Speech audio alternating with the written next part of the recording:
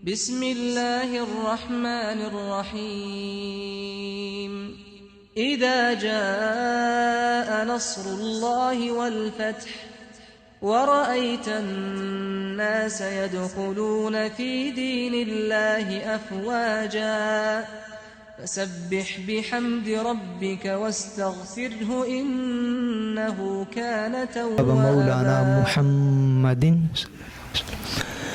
رسوله النبي الأمين المكين الحنين الكريم رؤوف الرحيم. أما بعد، أعوذ بالله من الشيطان الرجيم. بسم الله الرحمن الرحيم. فمن حاجك فيه من بعد ما جاءك من العلم فقل تعالوا ندعو أبناءنا وأبناءكم ونساءنا ونساءكم وأنفسنا وأنفسكم ثم نبتهل فنجعل لعنة الله على الكاذبين. صدق الله العظيم. إن الله وملائكته يصلون على النبي يا أيها الذين آمنوا صلوا عليه وسلموا تسليما. اللهم صل على سيدنا ومولانا محمد وعلى آله وصحبه وبارك وسلم. اللهم صل على سيدنا ومولانا محمد وعلى آله وصحبه وبارك وسلم. الصلاة والسلام عليك يا رسول الله وعلى آلك وأصحابك يا سيدي يا حبيب اللہ.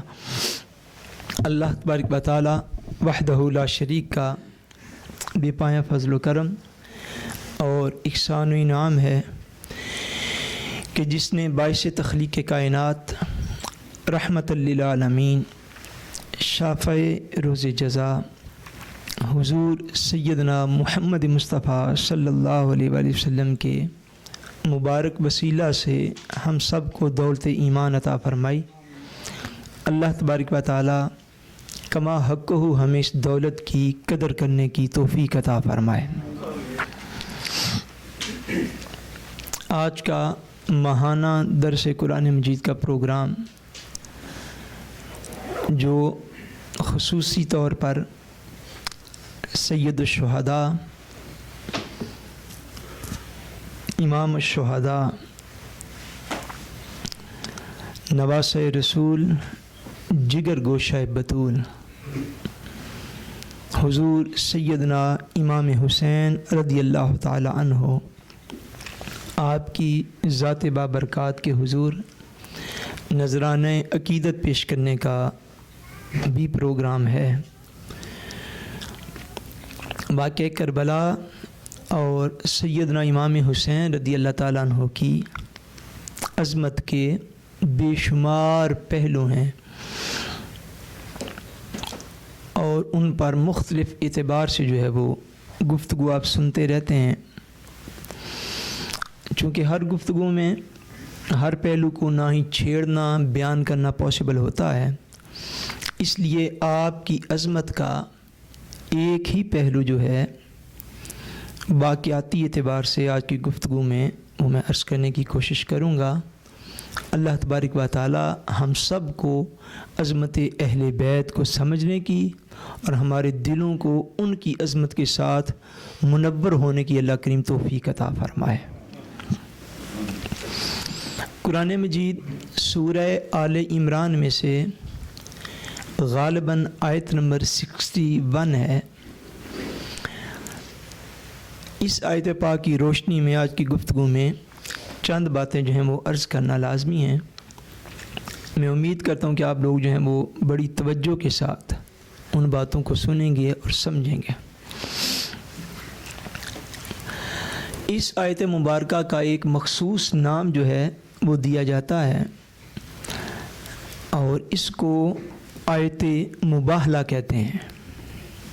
کیا کہتے ہیں؟ بولیے سارے بولیے. آیت مباہلہ. چھوٹے بچے بھی لازمی بولے بیٹے یہ الفاظ سیکھنے والے ہیں، کبھی آپ کو زندگی میں کام دیں گے. آیت مباہلہ جس طرح مطلب قرآن مجید کی ایک آیت اس کو آیت الکرسی کہتے ہیں. بعض آیات ایسی خاص ہیں کہ ان کے خاص نام جو ہیں وہ موجود ہوتے ہیں.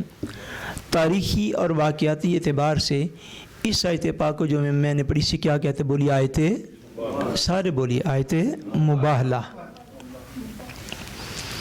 مباہلہ کیا ہوتا ہے؟ اس کی تفصیل بیان کرنا جو ہے یہ مقصود ہے تاکہ پہلے آپ اس کنسیپٹ کو سمجھ جائیں جو اس آیت پاک کے اندر جو ہے وہ بیان کیا گیا ہے. جب ایک معاملے کے اندر دو لوگ معاملہ ایک ہو اور اس کے اوپر رائے دو ہو جائیں، ایک بات میں دو مختلف پوائنٹ آف ویو ہو جائیں، ان میں سے ایک درست ہو اور ایک بولیے غلط ہو، ایک حق ہو اور دوسرا باطل ہو، ایک جھوٹ ہو اور دوسرا سچ ہو، مگر وہ کلیئرٹی نہ ہو رہی ہو، واضحیت فور کلیئرنگ ایکسپلینیشن، حق کا حق ہونا واضح نہ ہو رہا ہو. حق ہونے کو واضح کرنے کے لیے دو طریقے ہیں جو شروع سے چلتے آ رہے ہیں. اس لیے کہ حق اور باطل شروع سے ہی چلتے آ رہے ہیں اور قیامت تک رہیں گے بھی.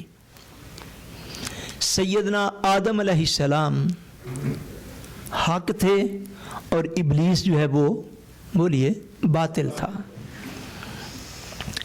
سیدنا ابراہیم علیہ السلام حق تھے، نمرود جو ہے وہ باطل تھا.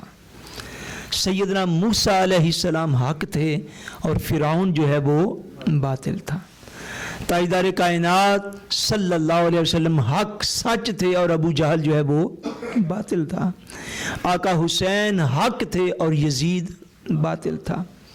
نیکی اور بدی کی جنگ، حق اور باطل کی جنگ، جھوٹ اور سچ کی جنگ، یہ پہلے دن سے، جس کو ازل ہم کہتے ہیں، جب سے کائنات یہ بنی انسان آیا تب سے جاری ہے اور رکی بھی نہیں، جاری رہنی بھی ہے. مگر اس کو واضح کرنے کے لیے دو طریقے ہیں. پہلا طریقہ جو ہے اس کو عرف عام میں مناظرہ کہتے ہیں. کیا کہتے ہیں بولیے؟ مناظرہ. مناظرہ کیا ہوتا تھا؟ یہ کوئی اتنی نیگیٹو چیز نہ تھی اب، لیکن یہ نیگیٹو الفاظ میں یوز ہوتا ہے. مناظرہ یہ ہوتا تھا کہ اگر کسی شخص کو کسی ایک دینی معاملہ میں غلط فہمی ہو گئی ہو، اس پر دونوں فریق مخصوص شرائط کے ساتھ، مثلا میں آپ کو مثال دے دیتا ہوں تاکہ آپ سمجھ جائیں. اگر ہماری برصغیر پاکستان کی تاریخ جو ہے وہ بڑی بھری پڑی ہے مناظروں کے ساتھ، اور بڑے بڑے عظیم مناظرے ہوتے تھے. نئی نسل کو بتانے کے لیے مناظرہ یہ ہوتا ہے جس کو موجودہ دور میں ڈسکشن کہتے ہیں. اب اسے کیا کہتے ہیں؟ ڈسکشن کہتے ہیں. جیسے آپ ٹیلی ویژن پروگراموں میں دیکھتے ہیں کہ ایک تھیما ہوتا ہے، ایک عنوان ہوتا ہے، اس تھیما اور عنوان اور سبجیکٹ پر دو مختلف رائے رکھنے والی پارٹیوں کے لوگ بیٹھے ہوتے ہیں اور وہ اپنی اپنی رائے جب اس کو دیتے ہیں، علمی طور پر تھوڑا مختلف، یعنی شرائط پہلے طے کر کے کہ دلائل قرآن سے دیے جائیں گے یا حدیث سے دیے جائیں گے. پھر ان دلائل کا فیصلہ کرنے کے لیے ججز پہلے سے منتخب ہوتے ہیں کہ وہ ججز جو ہیں وہ غیر جانبدار ہوں دونوں طرف سے. ہر طبقے میں اچھے لوگ موجود ہوتے ہیں نا، جن کا پتہ ہوتا ہے یار یہ بندہ گل سچی تے کھری کردا ہے، ڈنڈی نہیں ماردا وچ. دونوں طرف سے ایسے بندے پہلے سلیکٹ کر لینا کہ جو انصاف کی بات جو ہے وہ کریں. اور مناظروں کے باقاعدہ اعلان ہوتے تھے اور دور تک لوگ جو ہیں آ کے ان کو سنتے تھے اور پتہ چل جاتا تھا کہ حق کیا ہے اور باطل کیا ہے. اس کا بڑا فرق پڑتا تھا. شروع میں فرق یوں ہوتا تھا کہ جو فریق باطل ہوتا اس کی گواہی سارے علاقے کے ہزاروں لوگ جب جان لیتے تو کئی سال تک ان علاقوں کے اندر گمراہی اور بد عقیدگی پھیلتی نہ تھی. جتنے وہ لوگ اس کے چشمدید گواہ ہوتے وہ پلٹ کے اس فکر کی طرف جایا نہ کرتے تھے. اس کو مناظرہ کہتے ہیں. اس کو کیا کہتے ہیں بولیے؟ مناظرہ. کہ علمی دلائل دینا اور علمی دلائل کے ذریعے سے حق کو حق ثابت کرنا اور باطل کو باطل ثابت کرنا، سچ کو سچ ثابت کرنا اور جھوٹ کو جھوٹ ثابت کرنا، صحیح کو صحیح پروف کر لینا اور غلط کو غلط ثابت کر لینا. اس کو عام طور پر جو ہے وہ مناظرہ کہتے ہیں. حق کو حق ثابت کرنے کے لیے، سچ کو سچ ثابت کرنے کے لیے اس سے اگلا ایک سٹیپ ہے جس کو مباہلہ کہتے ہیں.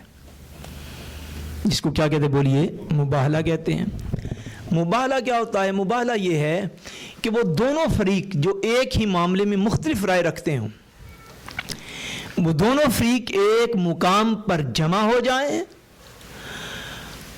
اور وہ جمع ہو کر اللہ تبارک و تعالیٰ کے حضور دعا کریں.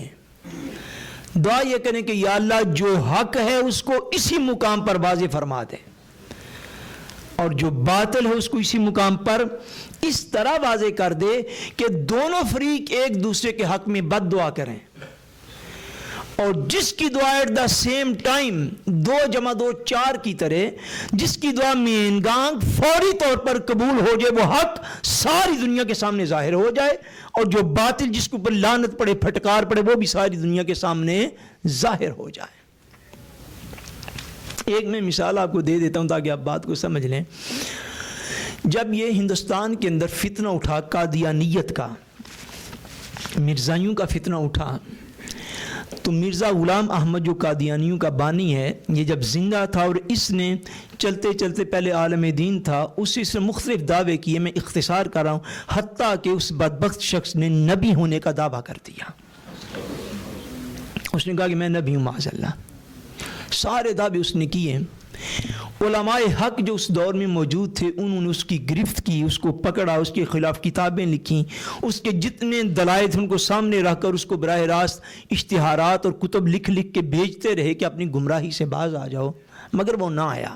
حتیٰ کہ مختصر میں آپ کو عرض کرتا ہوں وہ یہ کہ مختصر یہ کہ اس کے درمیان مرزا غلام احمد قادیانی جو تھا اس کے درمیان اور حضرت پیر سید مہر علی شاہ صاحب رحمۃ اللہ تعالیٰ علیہ گولڑا شریف والے، اس کے درمیان اور حضور پیر سید مہر علی شاہ صاحب رحمۃ اللہ تعالیٰ علیہ کے درمیان لاہور کے اندر جو ہے وہ ایک مناظرہ طے پا گیا.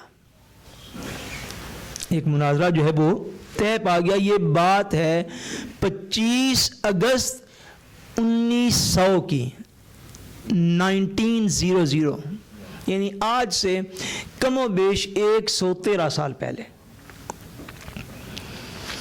حضور پیر مہر علی شاہ صاحب اور مرزا غلام احمد قادیانی ان دونوں کے درمیان مناظرہ جو ہے وہ طے پا گیا، شرائط طے پا گئیں، ڈکلیئر ہو گیا کہ وہ قادیان ہندوستان سے آئے گا، آپ راولپنڈی سے گولڑا شریف سے جائیں گے اور لاہور میں جو ہے وہ مناظرہ کیا جائے گا.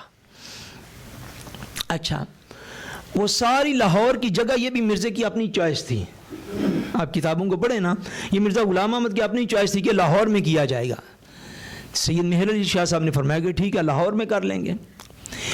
آخری دن تک تب تار ہوتے تھے، ٹیلی گرام جسے کہتے ہیں، رابطہ رہا آنے کا. ادھر سے پیر سید مہر علی شاہ صاحب چل پڑے اور مقررہ تاریخ کو آپ جو ہے ایگزیکٹ جو ڈیٹ طے پائی تھی، پیر مہر علی شاہ صاحب جو ہیں وہ وہاں پر جا پہنچے لاہور میں، اور ہزارہ علماء اور عوام اور ہزارہ لوگ جو ہیں وہ حضور پیر مہر علی شاہ صاحب کے ساتھ ٹرین میں راولپنڈی سے گئے، اور وہاں پر بھی لوگ پہنچے. چونکہ فتنہ نیا نیا تھا اور بعض لوگوں کو غلط فہمیاں بھی ڈکلیئر ہو گئی تھیں، اس لیے اس کا سدباب کرنا بڑا لازمی تھا. اب اس سے پہلے میں آپ کو کروں، پیر مہر علی شاہ صاحب نے اس سے پہلے حج کیا، 1 سال پہلے صرف. حج جب کیا، جب مکہ و مدینہ پہنچے تو پیر مہر علی شاہ صاحب کا واپس آنے کو دل نہیں چاہا. یہ آپ کی سیرت میں لکھا ہوا ہے. پیر صاحب نے ارادہ کیا کہ میں مدینہ منورہ میں ٹھہر جوں، باقی جتنی عمر ہے ادھر ہی بسر کروں، واپس ہندوستان نہیں جاتا.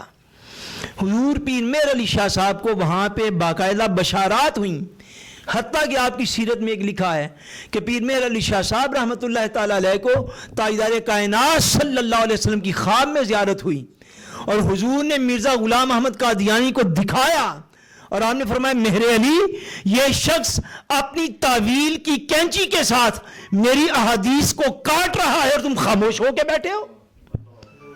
میں تم سید ہو کر میری یار ہو کر خاموش ہو اور یہ تعویل کی کینچی سے میری حدیث کو کاٹ رہا ہے اور تم چپ کر کے کیوں بیٹھے؟ اٹھو اور اس کا مقابلہ کرو. کچھ دیگر علماء نے بھی آپ کو کہا کہ حضرت ہمیں لگتا ہے کہ آپ سے کوئی کام لیا جانے والے، اس لیے آپ یہاں نہ ٹھہرے، اب ہندوستان واپس چلے جائیں. 1 سال ایگزیکٹ بعد یہ مناظرہ طے پا گیا. طے جب پایا تو حضور پیر مہر علی شاہ صاحب رحمۃ اللہ تعالیٰ علیہ طے کہاں پایا؟ بادشاہی مسجد کے اندر. میں آپ کو بس مبالغہ میں نے ایک آپ کو جھلک دکھانی ہے، مبالغہ کسے کہتے ہیں. کہاں طے پایا تھا؟ بولیے بادشاہی مسجد لاہور کے اندر طے پایا. ایگزیکٹ جب ڈیٹ پہنچی تو حضور پیر مہر علی شاہ صاحب وہاں پر ہزارہ مسلمانوں کے ساتھ تشریف لے گئے، مگر مرزا غلام احمد قادیانی جو ہے وہ لاہور آیا؟ بولو نہیں آیا. ایک دن بھی آپ نے انتظار کیا، پورا دن انتظار کیا وہاں بیٹھ کر. دوسرا دن پھر آپ نے پورا دن وہاں پہ بیٹھ کے انتظار کیا.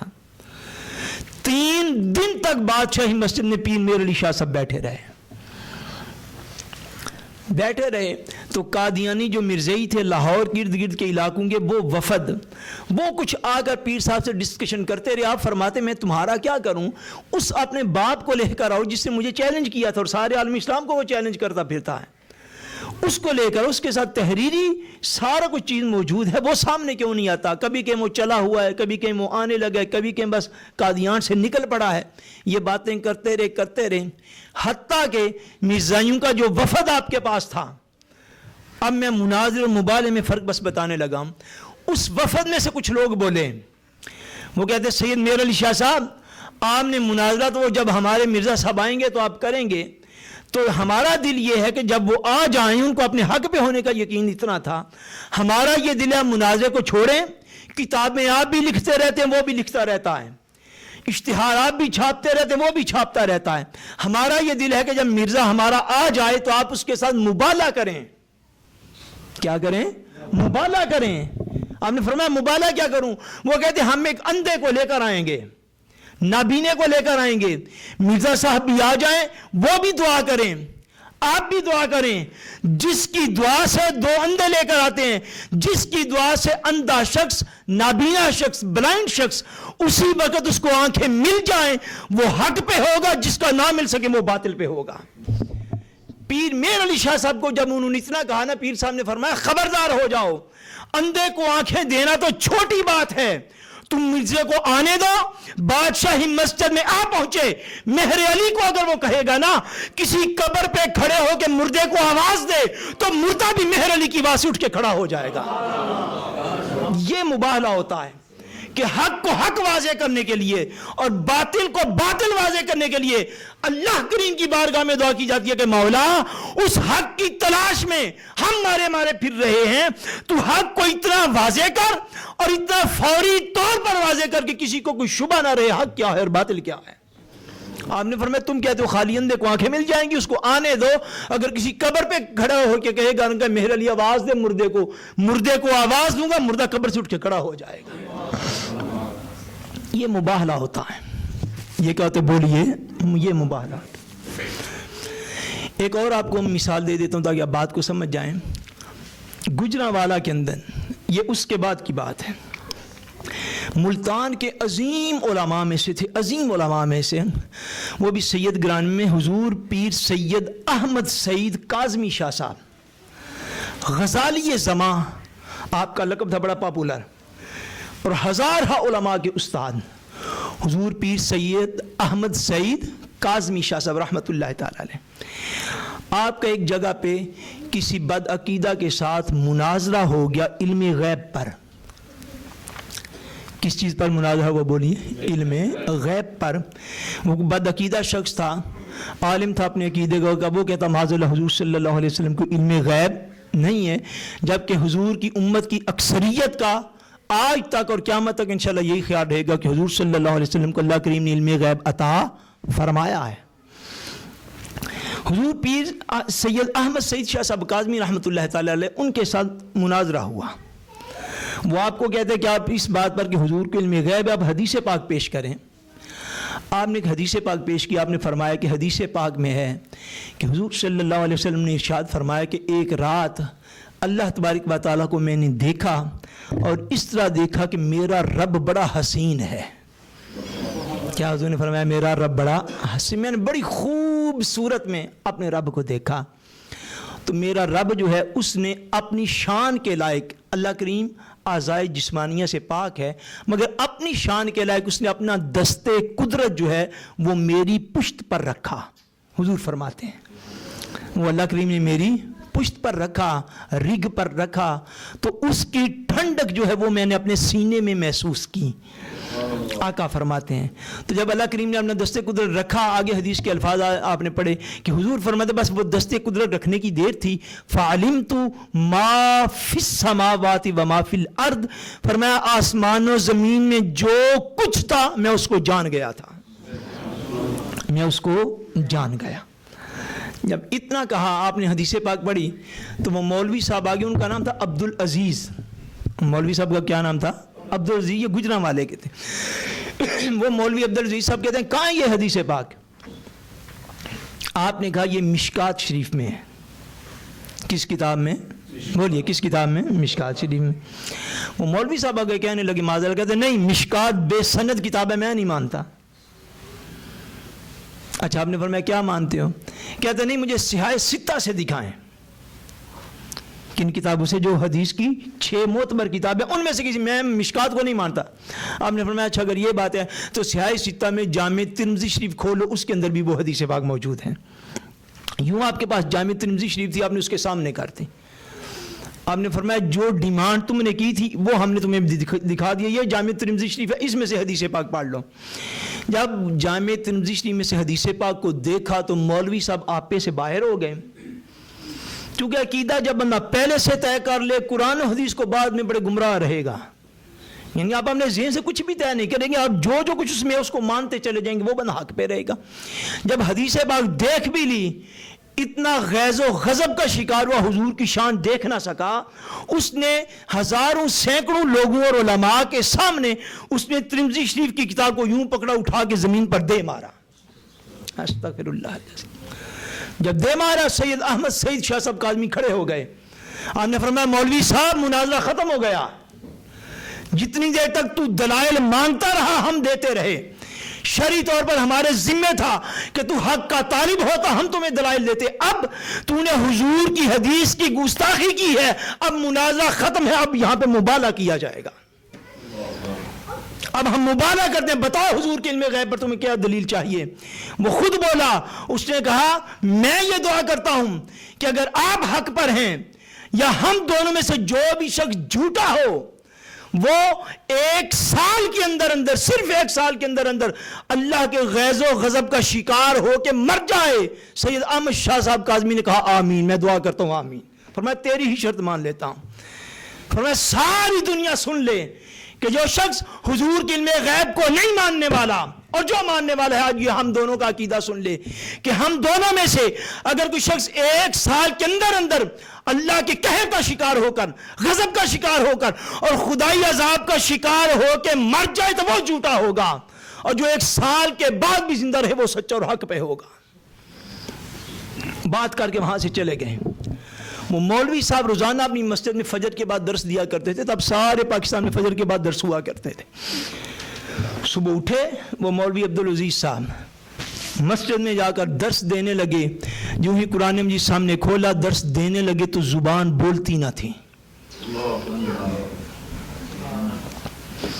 پڑھنا چاہتے اعوذ باللہ بسم اللہ، زبان رک گئی، گنگ ہو گئی، زبان بول نہ سکتی تھی. تھوڑی دیر گزری، اللہ کریم معافی عطا فرمائے، زبان نے بولنا کیا تھا، زبان منہ سے باہر آ گئی. بالکل اس سے نیکسٹ ڈے، اگلے دن زبان منہ سے باہر آ گئی. بیٹھے رہے ڈاکٹروں کے پاس لے کر گئے. ڈاکٹروں نے جواب دے دیا. انہوں نے کہا بیماری ہوتی تو علاج کرتے، اللہ کے عذاب کا علاج کون کرے گا. اور کئی مہینے اور کئی ہفتے اس تکلیف میں رہ کر وہ مولوی صاحب 1 سال سے پہلے دنیا سے چل بسے اور مر گئے. یہ ہوتا ہے مباہلہ. مباہلہ کیا کہ جب بات دلائل سے آگے چلی جائے اور کوئی شخص نہ مانتا ہو تو اہل حق کو اپنے حق پہ ہونے کا اتنا یقین ہو کہ اللہ کے حضور دعا کر دیں کہ یا اللہ ہم تجھ سے یہ مانگتے ہیں. تاجدار کائنات صلی اللہ علیہ وسلم کے پاس وفد آ گیا نجران کے عیسائیوں کا. کس کا وفد ہے؟ بولیے. نجران کے عیسائیوں کا. کرسچین تھے. نجران کا علاقہ تھا عرب کے اندر. دے ات امرود سمہیتن نجران، نجران کے وہ لوگ تھے، حضور صلی اللہ علیہ وسلم کی بارگاہ میں تقریباً 60 کے قریب ان کی تعداد تھی. کتنی بولیے؟ 60 کے قریب. 3-4 بندے ان میں اچھے عیسائیت کے، انجیل کے، بائبل کے عالم تھے. حضور صلی اللہ علیہ وسلم کی بارگاہ اقدس میں حاضر ہوئے ہیں. جب آئے تو حضور صلی اللہ علیہ وسلم کے ساتھ اس بات پر ڈسکشن کرنے لگے کہ اللہ تبارک و تعالیٰ نے معاذ اللہ عیسیٰ علیہ السلام کو اپنا بیٹا بنایا ہے.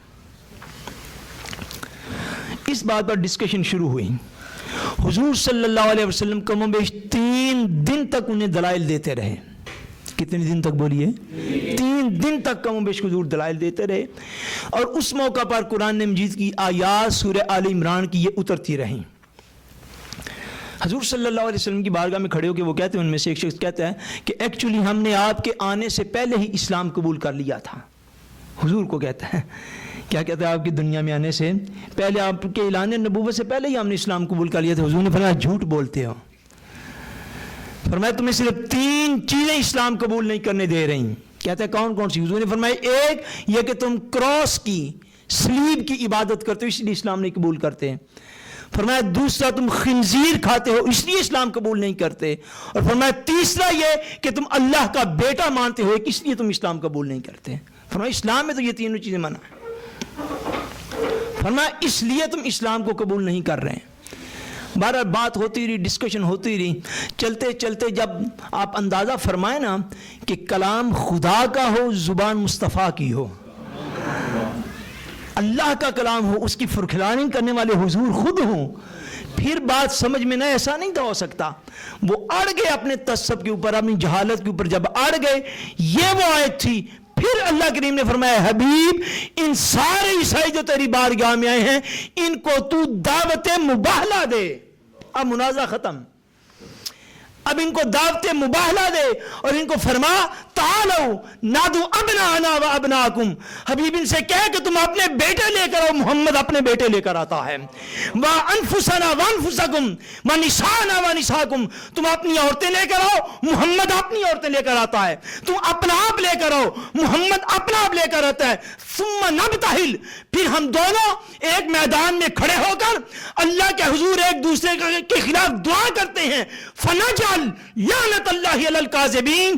1 منٹ نہ لگے گا کہ خدا جھوٹے پر اپنی لعنت ڈال دے گا. فرمایا آ جاؤ ہمارے سامنے، ہم تم سے اب مناظرہ نہیں کریں گے. کیا کریں گے؟ بولیے بولیے نا، کیا کریں گے؟ مباہلہ کریں گے.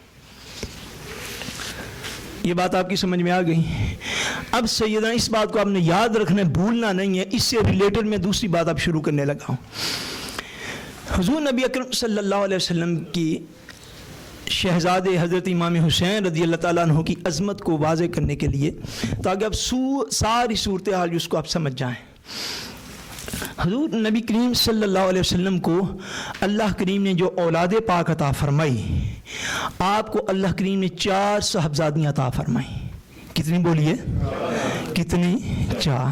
اور 3 بیٹے عطا فرمائے. کتنے بیٹے عطا فرمائے؟ 3 بیٹے عطا فرمائے.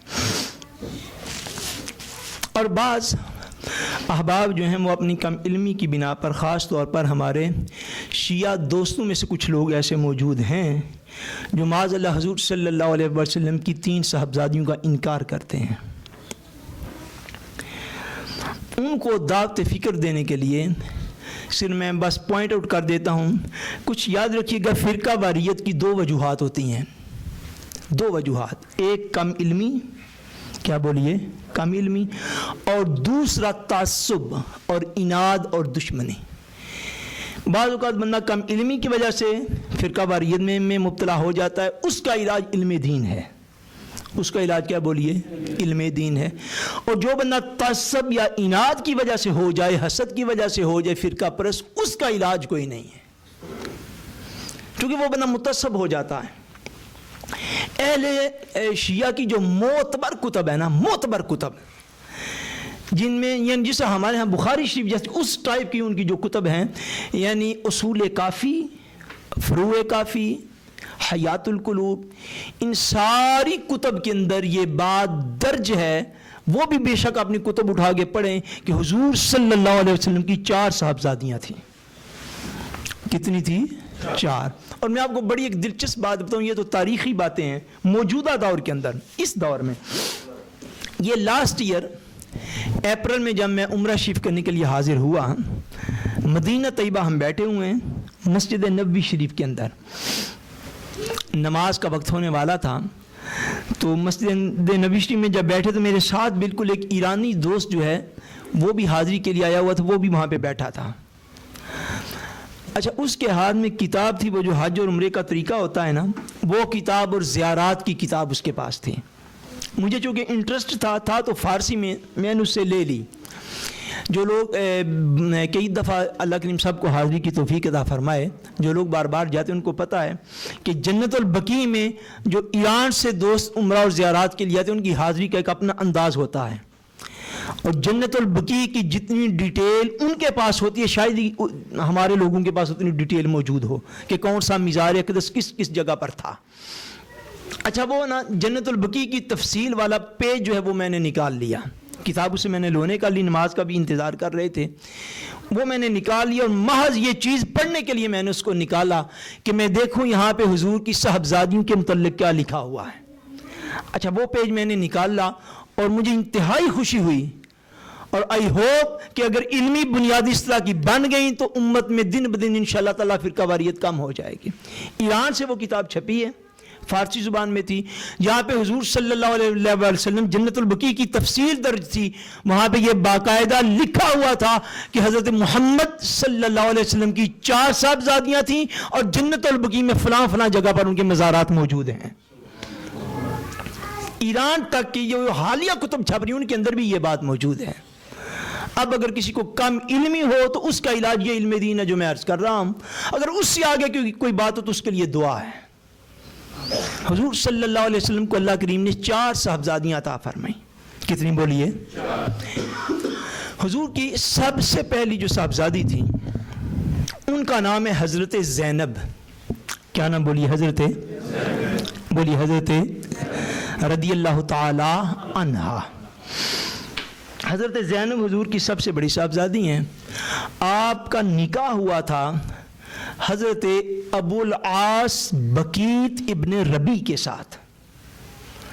عام طور پر جو آپ کا نام آتا ہے وہ ابو العاص بن ربی آتا ہے, بقیت آپ کا نام تھا, ابو العاص آپ کی کنیت تھی.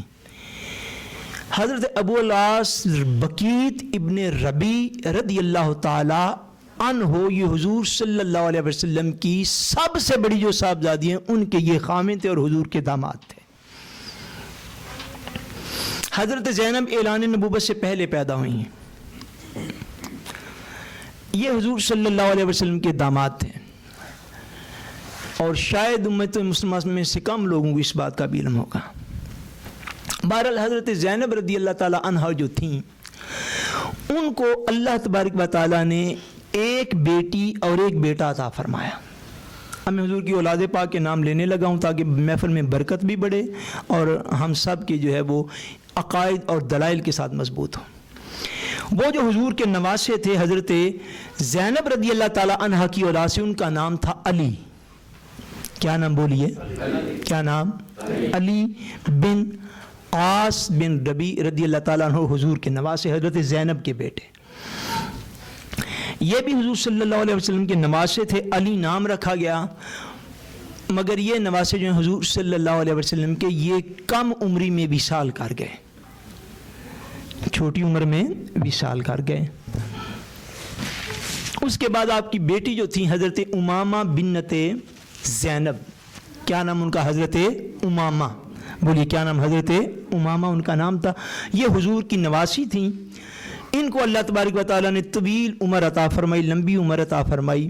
یہ شادی کی عمر مبارک کو بھی پہنچیں, مگر ان کے ہاں جو ہے بعض مورخین کے مطابق ایک بیٹا ہوا اور وہ بھی جلد وصال کر گیا. اس کے بعد کوئی اولاد نہیں ہوئی.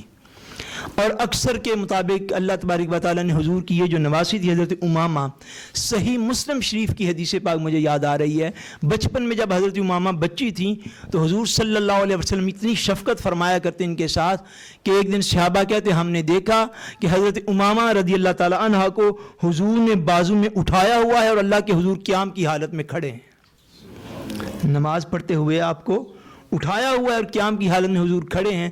جب رکوع جاتے ہیں حضور تو بازو سے یوں نیچے کر کے نیچے ان کو کھڑا کر دیتے ہیں. جب سجدے میں جاتے ہیں تو حضرت امامہ حضور کی گردن پر سوار ہو جاتی ہیں. صحابہ کہتے ہیں پھر ہم نے دیکھا حضور بڑے آہستگی کے ساتھ سار اٹھاتے ہیں. پھر جب قیام کے لیے حضور کھڑے ہوئے دوسری رکعت میں پھر حضرت امامہ کو بازو میں اٹھا کے حضور کھڑے ہو جاتے ہیں. اتنا حضور کو پیار تھا حضرت امامہ کے ساتھ. ایک دفعہ آپ کے بارگاہ میں ہار گفٹ پیش کیا گیا, کوئی بڑا اعلیٰ قیمتی ہار حضور کی بارگاہ میں پیش کیا گیا. حضور نے فرمایا آج میں ہار یہ اس شخص کو دوں گا جس کے ساتھ مجھے بڑی محبت ہے. ازواج مطہرات کہتی ہیں ہم دیکھنے لگ گئے, اتنی دیر میں حضرت امامہ رضی اللہ تعالیٰ عنہ آئی, حضور نے ان کو پاس بلا کے وہ ہار ان کے گلے میں پہنا دیا, یہ دکھانے کے لیے کہ مجھے کتنی محبت ہے اپنی اس نواسی کے ساتھ. یہ حضرت امامہ بنت زینب یہ بھی حضور کی نواسی تھیں, مگر ان کے ہاں بھی اس کے بعد جو ہے حضرت زینب کی نسل جو ہے وہ آگے نہیں بڑھی. حضور کی دوسری صاحبزادی جو ہیں ان کا نام ہے حضرت رقیہ. کیا نام بولی؟ حضرت رقیہ رضی اللہ تعالی عنہا. یہ حضور کی وہ صاحبزادی تھی جن کا نکاح آپ نے فرمایا خلیفہ سوم سیدنا عثمان غنی کے ساتھ. حضرت عثمان غنی رضی اللہ تعالی عنہ کے ساتھ آپ نے نکاح فرمایا ان کا. اور حضرت رقیہ رضی اللہ تعالی عنہا نبوت سے 7 سال پہلے پیدا ہوئی, اور آپ کو یہ شرف حاصل ہے کہ جب پہلا قافلہ گیا تھا, یہ بات بڑی توجہ سے سننے والی ہے, جب پہلا قافلہ گیا تھا ہجرت کر کے حبشہ کی طرف, کس ملک کی طرف؟ حبشہ کی طرف. جو پہلا قافلہ ہجرت گیا تھا اس قافلہ ہجرت میں حضرت رقیہ رضی اللہ تعالیٰ عنہ اور آپ کے خامد محترم سیدنا عثمان غنی رضی اللہ تعالیٰ عنہ دونوں نے مل کر اللہ کی راہ میں ہجرت کی تھی. دونوں نے اللہ کریم کی راہ میں ہجرت کی. جب حضور ان کو بھیجنے لگے تو آقا نے ارشاد فرمایا سنو, سیدنا ابراہیم کے بعد اور سیدنا لوط علیہ السلام کے بعد یہ پہلا جوڑا ہے جو اللہ کی راہ میں ہجرت کر کے جا رہا ہے. تھوڑی دیر میں آپ کو روکوں گا کہ حسین نے قربانی کیوں نہ دیتے کربلا میں. اس گھر کا پہلا سبق میں جب اندازہ کرتا ہوں کہ حضرت رقیہ رضی اللہ تعالیٰ عنہ کی عمر پاک اس وقت 12 یا 13 سال بنتی ہے ٹوٹل. حضرت عثمان غنی کے ساتھ نکاح بھی ہو چکا تھا, اور سیدہ رقیہ رضی اللہ تعالیٰ عنہ اس عالم کے اندر کہ وہاں پہ آگے ریسیو کرنے والا کوئی صحابی موجود نہیں, کوئی مرید موجود نہیں, کوئی طالب علم موجود نہیں. سفر کی صعوبتیں بھی ہیں, پریشانیاں بھی ہیں, تکلیفیں بھی ہیں, مگر اللہ کا حبیب اپنے رب کے دین کو قائم کرنے کے لیے اپنے رب کی بارگاہ میں اپنی 12-13 سالہ بیٹی کو بھی ہجرت کر کے مکہ سے حبشہ بھیج رہا ہے. اس کا نواسا حسین قربانی کیوں نہ دیتا؟ جس گھر کا پہلا سبق عیش پرستی کی زندگی نہیں ہے, پہلا سبق یہ ہے کہ اللہ کے دین کی خاطر جو ہو سکتا ہے وہ کر گزرنا. حضور کی بیٹی اتنی تکلیفیں اٹھا کے مکہ سے جا رہی ہیں. میرے آقا نے فرمایا یہ پہلا جوڑا ہے جو ابراہیم اور لوط علیہ السلام کے بعد اللہ کی راہ میں ہجرت کر کے جا رہا ہے. 3-4 ماہ گزرے حبشہ, تو مکہ مکرمہ سے ایک خبر پہنچی کہ مکے والے مسلمان ہو گئے. افواہ تھی, کئی مسلمان واپس آ گئے. ان میں حضرت عثمان غنی اور حضرت رقیہ رضی اللہ تعالیٰ عنہ بھی واپس آئے مکہ میں. بعد میں مکہ پہنچے تو پتہ چلا خبر غلط تھی. پھر دوبارہ جس قافلے نے حبشہ کی طرف ہجرت کی, 2 قافلے گئے تھے, جس قافلے نے دوبارہ حبشہ کی طرف ہجرت کی اس میں پھر سیدنا عثمان غنی اور حضرت رقیہ رضی اللہ تعالیٰ عنہ شامل ہیں. وہاں حبشہ میں جب مقیم تھے تو حضور صلی اللہ علیہ وسلم کا ایک نواسا وہاں پہ حضرت عثمان غنی کے گھر پیدا ہوا. ان کا نام تھا حضرت عبداللہ. کیا نام بولیے؟ حضرت عبداللہ رضی اللہ تعالیٰ عنہ. یہ بھی حضور کے ایک نواسے کا نام ہے. حضرت رقیہ رضی اللہ تعالیٰ عنہ کے بیٹے تھے. حضرت عبداللہ حبشہ میں پیدا ہوئے. کم و بیش 6 سال آپ نے عمر پائی. کتنی عمر بولیے؟ کم و بیش 6 سال آپ نے عمر پائی. اور 6 سال کے بعد آپ بھی اللہ کریم کی بارگاہ میں حاضر ہو گئے اور دنیا سے وصال فرما گئے. حضرت رقیہ رضی اللہ تعالی عنہا کا وصال ہوا ہے اس دن جب تاجدار کائنات صلی اللہ علیہ وسلم بدر کے اندر میدان جنگ کے اندر جنگ لڑ رہے تھے. ان دنوں میں جب حضور میدان بدر میں تھے، ان دنوں میں مدینہ طیبہ میں حضرت رقیہ رضی اللہ تعالی عنہا کا انتقال ہوا ہے. باتیں بڑی ہوتی ہیں، میں تھوڑی تھوڑی جو پوائنٹ آؤٹ کرتا چلا جاؤں، یقین جانے شام سے صبح ہو جائے. حضرت رقیہ رضی اللہ تعالیٰ عنہ کا انتقال ہوا شہر مدینہ میں. تاجدار کائنات ساتھ بدر کے مقام پر تشریف فرمائے. حضرت عثمان غنی رضی اللہ تعالیٰ عنہ کو حضور نے جہاد پہ نہیں جانے دیا. فرمایا میری بیٹی کی تیمارداری کریں، یہ بیمار ہیں، علیل ہے. جب حضور مدینہ طیبہ سے گئے، کچھ دن آپ بیمار رہیں، اس کے بعد حضور بدر میں ہی تھے کہ آپ کا وصال ہو گیا. ہماری سمجھنے کی بات جو میں آپ عرض کرنے لگا وہ یہ ہے کہ حضرت رقیہ رضی اللہ تعالی عنہا کو دفن کرنے کے لیے، کفن دینے کے لیے، جنازہ پڑھنے کے لیے اور جنت البقیع میں دفن کرنے کے لیے حضرت عثمان نے حضور کا انتظار نہیں کیا، بلکہ جس دن پہلے دو لوگ مدینہ طیبہ میں خوشخبری لے کر آئے کہ اللہ نے بدر کے میدان میں فتح دی ہے، اس وقت حضرت رقیہ رضی اللہ تعالیٰ عنہ جنت البقیع میں دفن کی جا رہی تھی. تھوڑی تھوڑی اصلاح کی ہم سب کو ضرورت ہے. اب یہ جو ہمارے ہاں رواج آتا جا رہا ہے نا کہ بندہ یہاں پہ ہے، پاکستان میں ڈیتھ ہو گئی ہے، اب یہاں سے جانے والے کا انتظار وہاں پہ شروع ہے. یہ مشکل باتیں ہیں مگر سمجھنے کی ضرورت ہے. میں صرف سیرت کی روشنی میں اتنی بات عرض کر رہا ہوں کہ حضرت عثمان غنی رضی اللہ تعالیٰ عنہ نے کفن بھی کروایا، دفن بھی کروایا، اور اس لیے کہ حضور صلی اللہ علیہ وسلم کے دین کو عثمان سے بڑھ کر سمجھنے والا کوئی نہیں. ان کو پتہ حضور کی رضا اس کام کے اندر ہے کہ جب بندہ دنیا سے وصال کر جائے بلا وجہ، یہ شرعی عذر نہیں بنتا کہ بلا وجہ 2 3 4 دن اس کو رکھ دیا جائے. ہاں جو ہی اس کے کفن دفن کا انتظام ہو جس کو اللہ کی سپرد کر دو، اللہ بھی اس میں راضی ہے، اللہ کا رسول بھی اسی میں راضی ہے. حضرت رقیہ رضی اللہ تعالیٰ عنہ کا جب وصال ہو گیا تو آپ کے وصال کے بعد حضور صلی اللہ علیہ وسلم نے اپنی دوسری بیٹی حضرت ام کلثوم رضی اللہ تعالیٰ عنہ وہ بھی حضرت عثمان غنی کے نکاح میں دے دی. اس وجہ سے سیدنا عثمان غنی کو کہتے ہیں ذوالنورین. کیا کہتے ہیں بولیے؟ ذوالنورین. ذوالنورین بھی تھی کہ 2 نوروں والا. کیا بولیے نا، 2 نوروں والا. یعنی عثمان وہ عظیم شان والے تھے کہ جن کو حضور صلی اللہ علیہ وسلم کے 2 نور یکے بعد دیگرے عطا ہوئے. پہلا نور حضرت رقیہ کی شکل میں، جب ان کا وصال ہو گیا تو حضور نے اپنی دوسری بیٹی جو تھی حضرت ام کلثوم رضی اللہ تعالیٰ عنہ، ان کا نکاح بھی حضرت عثمان غنی رضی اللہ تعالیٰ عنہ سے کر دیا. آپ کا نکاح جب ہوا، یہ حضور کی تیسری بیٹی جو تھی حضرت ام کلثوم رضی اللہ تعالیٰ عنہ، ان کے ہاں اللہ تبارک تعالیٰ نے اولاد عطا نہیں فرمائی. حضرت ام کلثوم کے ہاں اللہ کریم نے اولاد عطا نہیں فرمائی.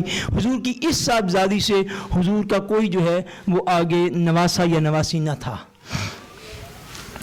ہجری 8 میں جا کر، کس سن میں بولیے؟ ہجری 8 میں جا کر انتقال ہوا ہے حضرت زینب رضی اللہ تعالیٰ عنہ کا، جو حضرت ابو العاص ابن ربیع کی وائف تھی. اور ہجری 9 میں انتقال ہوا ہے حضرت سیدہ ام کلثوم رضی اللہ تعالیٰ عنہ کا. کب انتقال ہوا؟ ہجری 9 کے اندر حضرت ام کلثوم رضی اللہ تعالیٰ عنہ کا انتقال ہوا، جو کہ حضرت عثمان غنی رضی اللہ تعالیٰ عنہ کے نکاح میں تھی.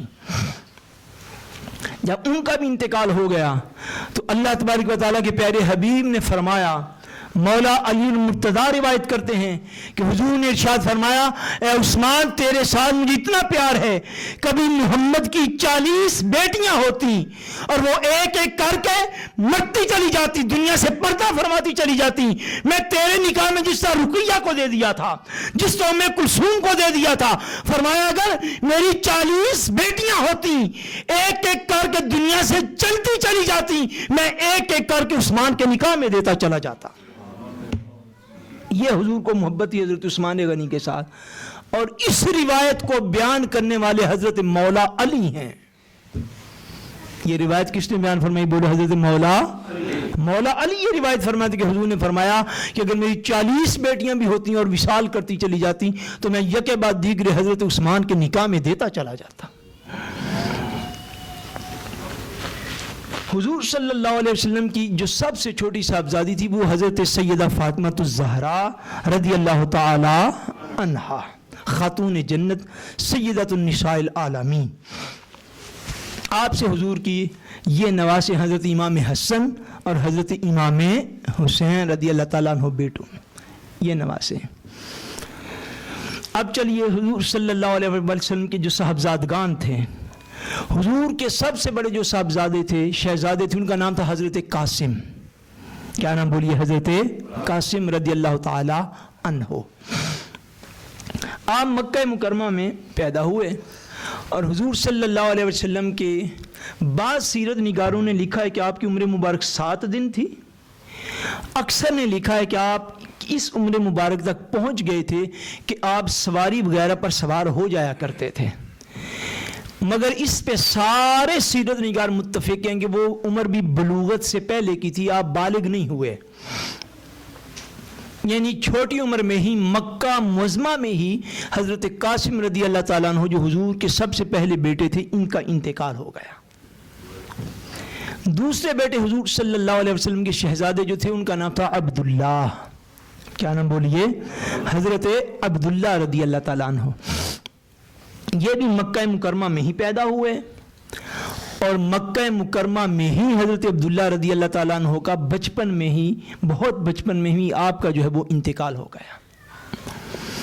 جب حضرت قاسم کا بھی انتقال ہوا، حضرت عبداللہ رضی اللہ تعالیٰ عنہ کا بھی انتقال ہوا.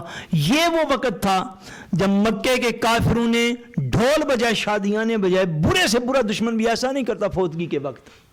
آپ بات کو سمجھ رہے ہیں؟ برے سے برا دشمن بھی ایسا نہیں کرتا. اور حتیٰ کہ ان میں حضور کے برادری والے رشتہ دار بھی تھے، ابو لہب تک اس میں شامل تھا جو سگا چچا بھی تھا. جب حضرت عبداللہ کا بھی انتقال ہو گیا، عاص بن وائل نے بھی کہا، ابو لہب نے بھی کہا کہ اب معاذ اللہ محمد کی نسل جو ہے وہ ختم ہو گئی. 2 بیٹے تھے، پہلا بھی دنیا سے چلا گیا، دوسرا آیا، دوسرا بھی دنیا سے چلا گیا. اب معاذ اللہ محمد ابتر ہو جائے گا، بے نسل ہو جائے گا، بے نام و نشان ہو جائے گا. جب یہ حالت مکے والوں نے کی، حضور تک باتیں پہنچی. اس سے پہلے قلب مصطفیٰ کو تکلیف ہوتی، اللہ نے سورہ الکوثر اتاری. فرمایا انا اعطیناک الکوثر. حبیب جو تجھے تانا دینے والے ہیں ان کو بتا اللہ نے تجھے خیر کثیر عطا فرمایا ہے. فصلی لربک، اپنے رب کی خاطر نماز پڑھتا رہے، ونہر، قربانی کرتا رہے. اور ان کو بتا ان شانیک هو الابتر. ظالموں، یہ کہنے والے کہ محمد کا قاسم چلا گیا، محمد کا عبداللہ چلا گیا تو محمد بے نسل ہو جائے گا. ان کو بتا مصطفیٰ جو تیرا دشمن ہے، خدا بے نسل کر کے دنیا میں اسے مارے گا. ان شانیک هو الابتر. حبیب تیرا دشمن جو ہے یہ بے نام و نشان ہو کے مرے گا. ان کو بتا جو بیٹوں کے اوپر بڑے فخر کرنے والے ہیں، جو برادری اور رشتہ داریوں کے اوپر فخر کرنے والے، ان کو بول کہ جس نے محمد کی گستاخی کی ہے خدا تعالیٰ اسے بے نسل کر کے مارے گا دنیا سے. فَمِنَّ شَانِيَكَ هُوَ الْأَبْتَرُ. حبیب تیرا دشمن بے نام و نشان مرے گا دنیا سے. یہ حضرت عبداللہ رضی اللہ تعالیٰ عنہ حضور کے دوسرے بیٹے شہزادے تھے. تیسرے بیٹے حضور صلی اللہ علیہ وسلم کے شہزادے وہ مدینہ منورہ میں پیدا ہوئے. اچھا، یہاں تک حضرت زینب سے لے کر حضرت عبداللہ تک حضور کی 4 صاحبزادیاں اور 2 بیٹے یہ ہوئے ہیں حضرت سیدہ خدیجۃ الکبریٰ کے بطن پاک سے. بولی حضرت سیدہ خدیجۃ الکبریٰ رضی اللہ تعالیٰ عنہا کے بطن پاک سے پیدا ہوئے. حضور کے تیسرے بیٹے شہزادے جو ان کا نام ہے ابراہیم. کیا نام بولیے؟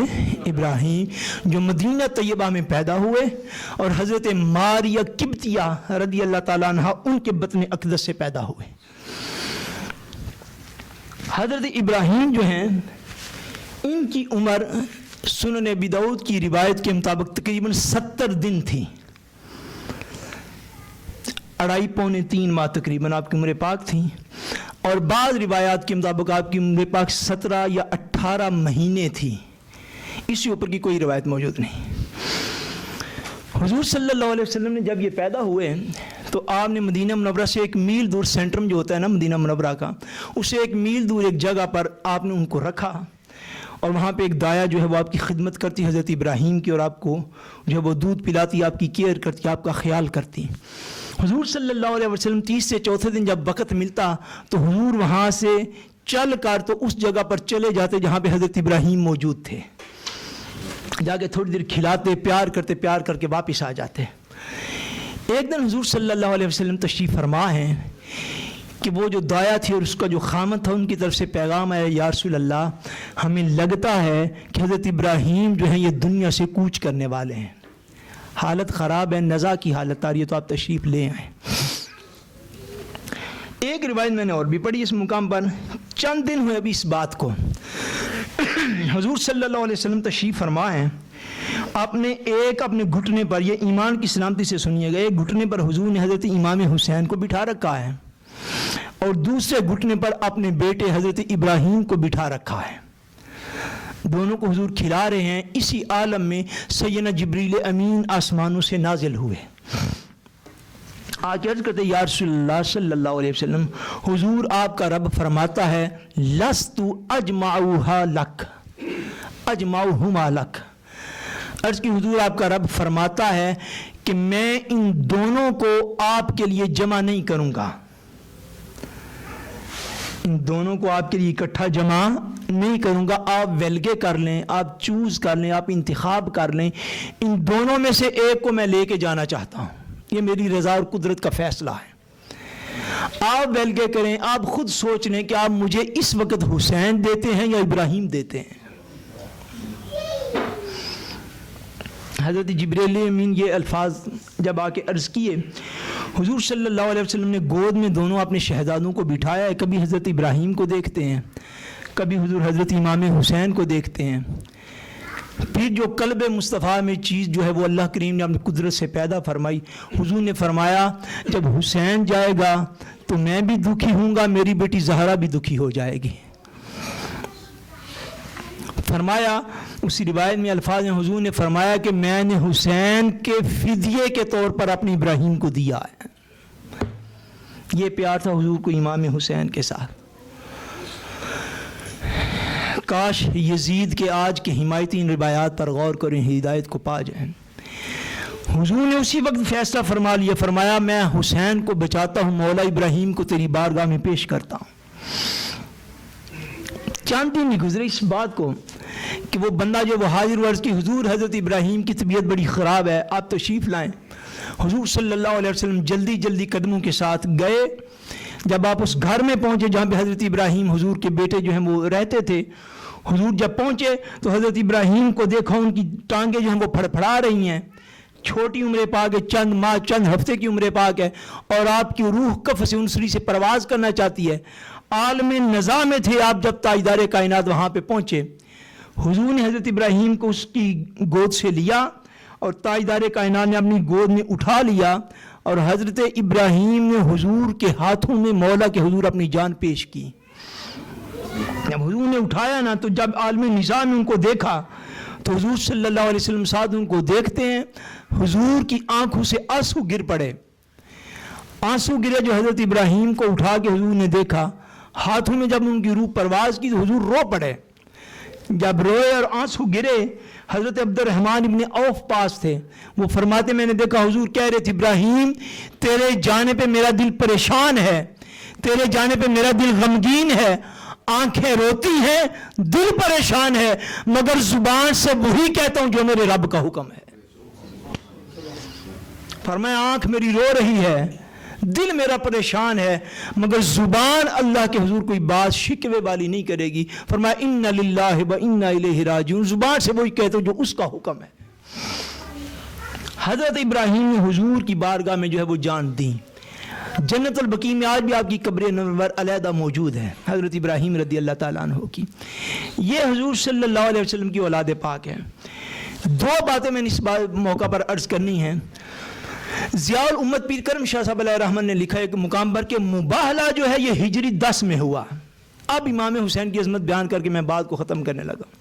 مباہلہ کب ہوا؟ ہجری 10 میں۔ بعض روایات ایسی ہیں کہ ہجری 9 میں ہوا، بعض روایات کے مطابق ہجری 9 میں ہوا. حضرت ابراہیم بن رسول اللہ صلی اللہ علیہ وسلم آپ پیدا ہوئے ذی الحج ہجری 8 کے اندر. اب اگر مباہلہ ہجری 9 پہ ہوا اور روایت درست زیادہ ہو صحاح کی تو حضرت ابراہیم نے عمر پائی 70 دن صرف, اور مباہلہ جا کے ہجری 9 کے آخر میں یا ہجری 10 میں ہو. پھر سوال یہ پیدا ہوتا ہے کہ اللہ تبارک و تعالیٰ ارشاد فرما رہا ہے حبیب ان عیسائیوں کو مباہلے کی دعوت دو. یا اللہ میں مباہلے کی دعوت تو دیتا ہوں مگر کس طرح دوں؟ فرمایا حبیبی نے دعوت دو نہ دوں ابناءنا و ابناءکم. حبیبی نے کہو کہ محمد اپنے بیٹے لے کر آتا ہے, تم بھی اپنے بیٹے لے کر آ جاؤ. محمد اپنی عورتیں لاتے تم اپنی عورتیں لاؤ. محمد اپنا آپ لے کر آتے تم بھی خود آ جاؤ. فرمایا جب حضور کو یہ الفاظ جبریل وحی لے کر اتر رہے ہوں گے, میں ساری معلومات جتنی مجھ کا علم سے ہو سکی میں نے لی ہیں. میں سوچتا ہوں کہ جب حضرت قاسم دنیا سے پردہ فرما چکے تھے, حضور کے بیٹے حضرت عبداللہ پردہ فرما چکے تھے, حضور کے بیٹے حضرت ابراہیم پردہ فرما چکے تھے, اگر نہیں تھے فرما چکے مبالغے کے موقع پر ایک روایت موجود نہیں کہ حضور نے حضرت ابراہیم کو ساتھ لیا ہو. اور ان روایات کے مطابق آپ پردہ بھی فرما چکے تھے جب قاسم دنیا میں نہ تھے, عبداللہ نہ تھے, ابراہیم نہ تھے. الفاظ اتر رہے محمد ان سے فرماؤ میں اپنے بیٹے لے کر آتا ہوں, تم اپنے بیٹے لے کر آ جاؤ. حضور کی روح سے آواز نہ نکلی ہوگی مولا تو نے قاسم دیا تو واپس لے لیا, عبداللہ دیا تو واپس لے لیا, ابراہیم دیا واپس لے لیا, سارے واپس لے لیے. اب مجھے کہتے ہو کہ ان سے کہو میں اپنے بیٹے لے کر تمہارے سامنے آ جاتا ہوں. مولا کون سا بیٹا لے کر آؤں؟ کن کو آج تیرا بیٹا اپنا بیٹا بنا کر ان کے سامنے پیش کروں؟ مفسرین نے فرمایا ہے قرآن کے یہ 2 الفاظ ابناءنا, حضور جب مباہلہ کرنے کے لیے باہر نکلے آپ نے اپنی گود میں سیدنا امام حسین کو اٹھایا ہے, اپنی انگلی حضرت امام حسن کو لگایا ہے, پیچھے حضرت فاطمہ ہیں, ان کے پیچھے مولا علی المرتضیٰ ہیں. حضور جب نکلے حضور نے فرمایا ابناءنا کا مفہوم قیامت تک ساری دنیا سن جائے کہ حسن بھی مصطفیٰ کا بیٹا ہے, حسین بھی مصطفیٰ کا بیٹا ہے. مفسرین نے فرمایا قرآن کا یہ مقام وہ مقام ہے کہ جس مقام پر اللہ نے خود امام حسن و حسین کو مصطفیٰ کے بیٹے ڈکلیئر کیا ہے. فرمایا کہ حبیب ان سے کو میں اپنے بیٹے لاتا ہوں. یا اللہ کون سے لے کر جاؤں؟ فرمایا جا تیرا حسن بھی تیرے پاس ہے, تیرا حسین بھی تیرے پاس ہے, ان کو لے جاؤ. اور یہ 5 ہستیاں جن کو کہتے ہیں 5 تن پاک, کیا کہتے ہیں بولیے؟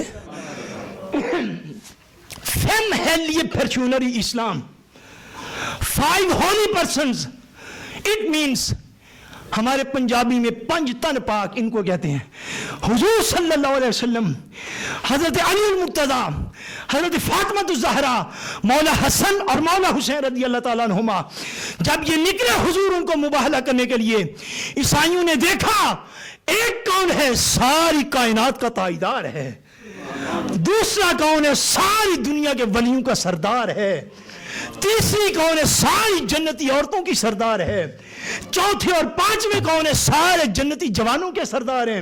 جب دیکھا عیسائی کہتے ہیں بھاگو یہاں سے, ہم دیکھ رہے ہیں اتنے نورانی چہرے ہیں ان کے, اگر انہوں نے بد دعا کر دی تو خدا پہاڑوں کو ہٹا کے ایک جگہ سے دوسری جگہ لے جائے گا. یہ وہ نورانی صورتیں تھیں جن کی صورتوں سے مدینے کے تاجدار کی صورت نظر آتی تھی لوگوں کو. یہ وہ نورانی شکلیں تھی سیدنا امام حسن و حسین کی کہ جن کی سیرت مصطفیٰ کی سیرت جیسی تھی, جن کی صورت حضور کی صورت کے مشابہ تھی. اور ان کو اللہ کریم نے وہ اعزاز عطا فرما دیا تھا اپنی وحی سے کہ حضور کے بیٹے کی مصداق کے طور پر یہ میدان عمل میں گئے. اور یہ وہ عظیم حضور صلی اللہ علیہ وسلم کے عظیم نواسے حضرت سیدنا امام حسین رضی اللہ تعالیٰ عنہ جن کو حضور نے اپنا بیٹا ڈکلیئر کیا.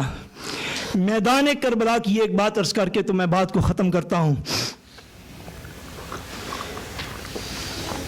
61 ہجری تھی, 56 ایئرز اولڈ تھے حضرت امام حسین, 56 سال آپ کی عمر طیب تھی. اور 56 سال کی عمر میں جہاد کر کے حسین نے قیامت تک کی امت مسلمہ کو سبق دیا، شادیاں ہو جائیں، اولادیں ہو جائیں تو ایک ہی بات نہ کرتے رہا کرو جی بچیاں دے کام ہی نہیں مکدے۔ حسین نے جہاد کر کے بتایا کہ اللہ کا حکم ساری عمر مسلمان پر نافذ رہتا ہے، وہ کبھی بھی اللہ کا حکم نہیں چھوڑتا گھریلو مصروفیات کی وجہ سے۔ سیدنا امام حسین مدینہ طیبہ میں تھے، وہاں سے چلے مکہ مکرمہ میں ہجرت کر کے آ گئے۔ جب یہاں بھی حالات آنے موافق نہیں دیکھے تو سیدنا امام حسین رضی اللہ تعالیٰ عنہ ذی الحج کے ماہ میں جب لوگ حج کرنے کے لیے آ رہے تھے، حسین حج کو چھوڑ کر کربلا کو بسانے کے لیے جا رہے تھے۔ حسین نے اپنے نفلی حج کی قربانی دی اور ساتھ دنیا پہ یہ واضح کر دیا اگر میرا مقصد خالی اقتدار ہوتا تو سب سے بہترین جگہ مکہ تھی جہاں پہ سارا عالم اسلام اکٹھا تھا، حسین جس سے چاہتے بیعت لے سکتے تھے۔ آقا حسین رضی اللہ تعالیٰ عنہ مکہ مکرمہ سے بھی چلے اور جب آپ کربلا میں پہنچے تو 2 محرم کا دن تھا۔ کون سا دن بولیے؟ 2 محرم کے دن امام حسین نے کربلا میں بسیرہ کیا، جمعرات کا دن تھا، 2 محرم تھی۔ 2 محرم سے لے کر اگلی جمعرات تک 9 محرم تک آقا حسین رضی اللہ تعالیٰ عنہ کربلا کے میدان میں رہے۔ جب 7 محرم کا دن آیا کم و بیش تب وہ جو پاس رسد تھا، تھوڑا بہت سامان تھا کھانے پینے کا، وہ بھی ختم ہو گیا۔ یزیدیوں نے فرات کی جو نہر تھی جس کا کنارہ پاس لگتا تھا اس پر اپنا پہرا بٹھا دیا، آرمی کا ایک جو ہے دستہ ادھر بٹھا دیا کہ نبی کا نواسا حوض کوثر سے دنیا کو سیراب کرنے والا کہیں فرات کا پانی نہ پی سکے۔ 7 محرم سے لے کر 10 محرم تک مورخین لکھتے ہیں کہ اہل بیت کے خیموں میں کھانا پینا نہیں ہوا۔ آپ کے چھوٹے چھوٹے بچے بھی تھے، سیدنا علی اصغر رضی اللہ تعالیٰ عنہ جن کی عمر پاک معروف روایات کے مطابق 6 ماہ تھی، آپ کے بھتیجے بھی تھے حضرت قاسم رضی اللہ تعالیٰ عنہ، قاسم بن حسن امام حسن کے بیٹے، آپ کے بھانجے بھی تھے حضرت عون اور حضرت محمد حضرت زینب کے بیٹے، اور حضرت مسلم بن عقیل رضی اللہ تعالیٰ عنہ کے بیٹے بھی وہاں پر تھے۔ کربلا کے میدان میں حضرت امام حسین نے اپنے خاندان کے 19 افراد کی قربانی پیش کی، باقی آپ کے مریدین چاہنے والے عقیدت مند تھے 72 افراد میں سے، اور ان میں مولا علی المرتضیٰ کے دیگر بیٹے بھی تھے، حضرت عباس رضی اللہ تعالیٰ عنہ تھے، اور حضرت ابو بکر رضی اللہ تعالیٰ عنہ تھے، یہ حضرت علی کے دیگر بیٹوں کے نام ہیں جو دیگر ازواج سے تھے، حضرت عمر تھے وہ بھی حضرت علی کے بیٹے تھے، آپ کے بھائی آپ کا قبیلہ سارا میدان کربلا میں موجود ہے۔ 9 محرم الحرام کا دن آیا اور 9 محرم کے دن عصر کی نماز کا وقت تھا۔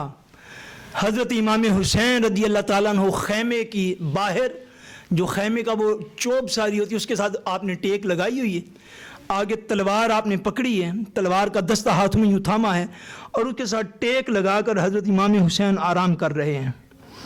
جب تھوڑی دیر حسین نے آرام کیا، نیند سی طاری ہوئی تو خواب میں حضور تشریف لے آئے۔ آقا فرماتے ہیں حسین تجھ سے ملنے کو جی چاہ رہا ہے۔ حضرت امام حسین یوں بس بیٹھے ہیں، نیند کی کیفیت طاری، حضور کا دیدار ہوا، فرمایا تیرے ساتھ ملنے کو بڑا جی چاہنے لگ گیا ہے۔ حضرت امام حسین رضی اللہ تعالیٰ عنہ نے سر اٹھایا تو دیکھا کہ یزیدی فوج جو ہے وہ چڑھی آتی ہے خیموں کی طرف اور چاہتے ہیں 9 محرم کو جنگ کرنا۔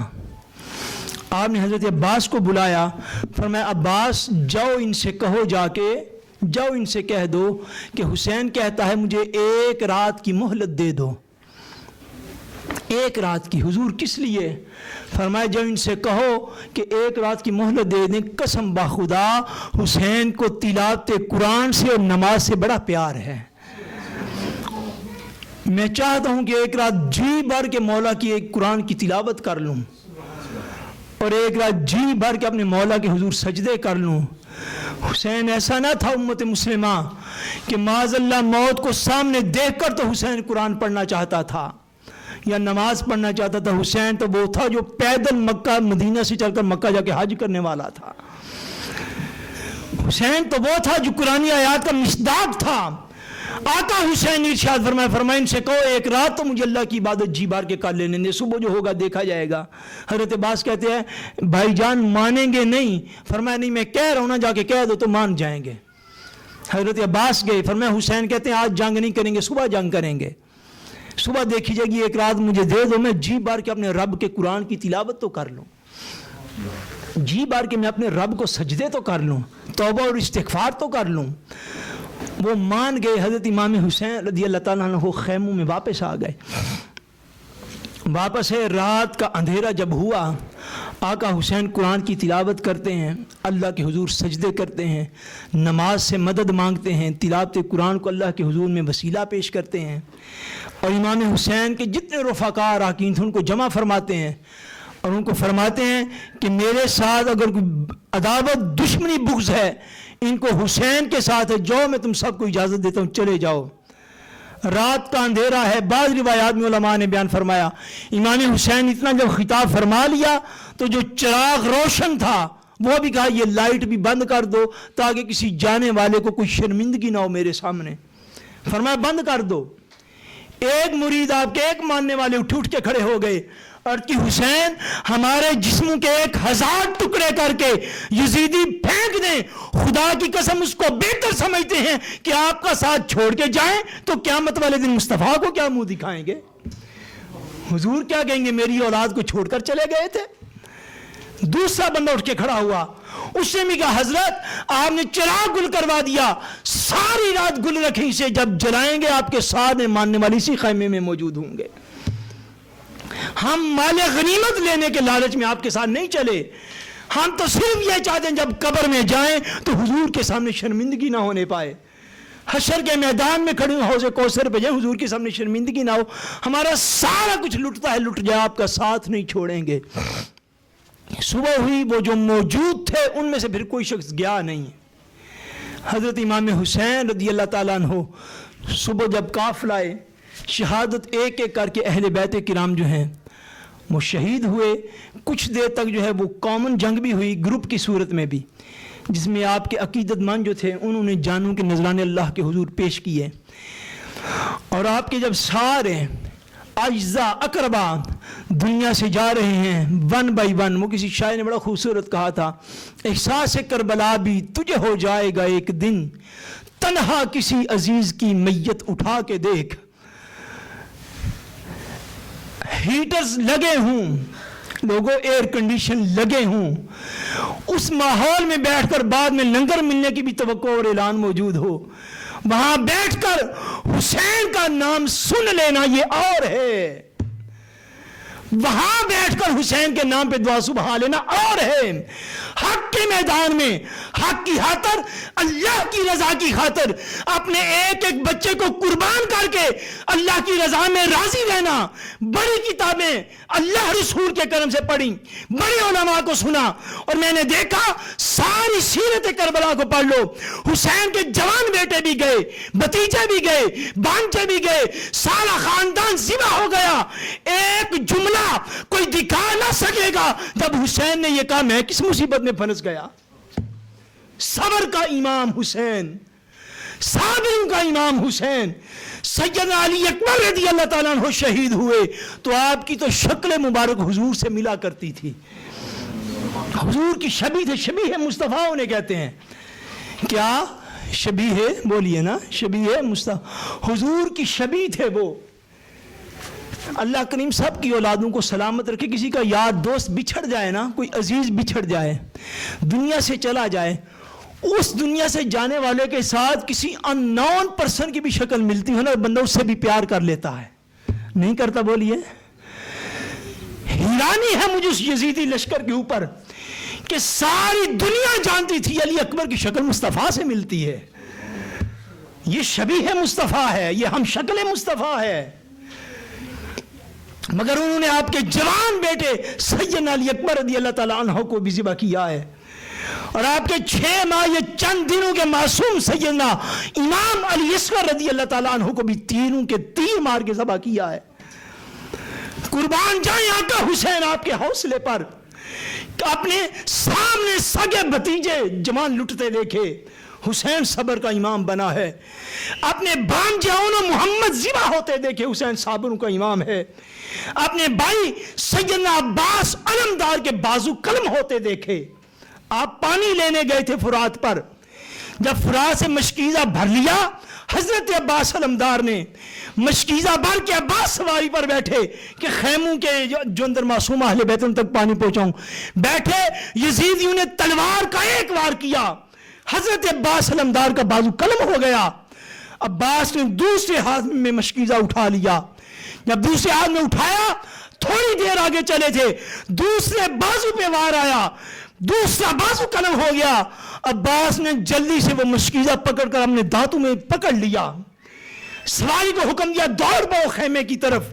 جو سواری دوڑتی ہے، پھر ان ظالموں نے تیر مارے جو سیدھے مشکیزے کو جا کے لگتے تھے، بار بار تیر لگتے، پانی بہتا رہا، وہ تیر آگے بڑھ کے عباس علمدار کو لگتے رہے، حتیٰ کہ امام عباس علمدار نے شہادت پائی، مگر حسین کے قدم پھر بھی ڈگمگائے نہیں۔ ایک ہی دن میں ایک ہی اپنے ہی خاندان کے 19 افراد کی لاشوں کو اٹھانا اور ظلم اور بربریت کے ساتھ شہید کیے گئے لاشیں، ان کو اٹھا کر میدان سے الگ جگہوں پہ لے کر جانا، میدان جنگ سے اٹھانا، اور پھر بھی اللہ کے حضور شکر گزار رہنا، یہ حوصلہ نواز رسول کا ہے۔ شکوے کا ایک لفظ نہ کہنا، مولا ایک لفظ جو تیری رضا ہے وہی حسین کی رضا ہے، جس طرح تو راضی اس طرح میں راضی ہوں۔ آخری جب موقع آیا سیدنا امام حسین رضی اللہ تعالیٰ عنہ کا، تو سارے اہل بیت مرد سوائے امام زین العابدین کے ایک ایک کر کے سارے قربان ہو چکے تھے، سارے آپ کے عقیدت مند مریدین قربان ہو چکے تھے۔ جب امام حسین رضی اللہ تعالیٰ عنہ اکیلے اپنی سواری پہ بیٹھے، سواری پہ بیٹھ کے حسین میدان کربلا میں گئے، اور جب میدان کربلا میں آپ پہنچے، آپ نے ان یزیدیوں کو آخری خطاب فرمایا اور فرمایا سنو، مجھے مدینہ اور مکہ سے دعوتیں دے دے کے بلانے والے تم ہو، تم نے مجھے دعوتیں دی تھیں، تم نے مجھے کہا تھا ہمارے پاس آ جاؤ، اب جب میں آ گیا ہوں تو میرے ساتھ یہ سلوک کرنے کے لیے تیار ہو گئے ہو۔ آپ نے خطاب فرمایا تو آگے سے ایک شخص بولا یزیدی لشکر میں سے، اس کا حسین ہم نہیں جانتے کسی خط کو، ہمیں کوئی پتہ نہیں۔ امام حسین کے بعد 2 تھیلے بھرے ہوئے تھے ان کے خطوں کے، امام نے یوں ڈیل دیے، فرمایا میں اتمام حجت کر رہا ہوں، قیامت والے دن تم میں سے کوئی شخص اٹھ کے اللہ کے حضور سچا نہیں ثابت ہو سکے گا۔ وہ سارے لیٹر آپ نے وہاں پر دکھائے، ایک ایک کا نام لیا کہ کیا تو نے مجھے خط نہیں لکھا تھا، سامنے کھڑے سر جھکا کر کھڑے ہیں۔ حضرت امام حسین رضی اللہ تعالیٰ عنہ نے آخری خطبے میں جو ارشاد فرمایا، آپ نے فرمایا لوگو مجھے ایک بات تو بتا دو، کیا میں نے تم میں سے کسی کا قتل کیا ہے جو مجھے قتل کرنا چاہتے ہو؟ کیا میں نے تم میں سے کسی کا مال لوٹ لیا ہے جو مجھے قتل کرنا چاہتے ہو؟ کیوں میرے خون کے در پہ ہو گئے ہو؟ فرمایا کیا تم نہیں جانتے کہ مصطفیٰ نے فرمایا تھا ان الحسن والحسین سیدا شباب اہل الجنہ، کہ حسن اور حسین جنتی جوانوں کے سردار ہیں۔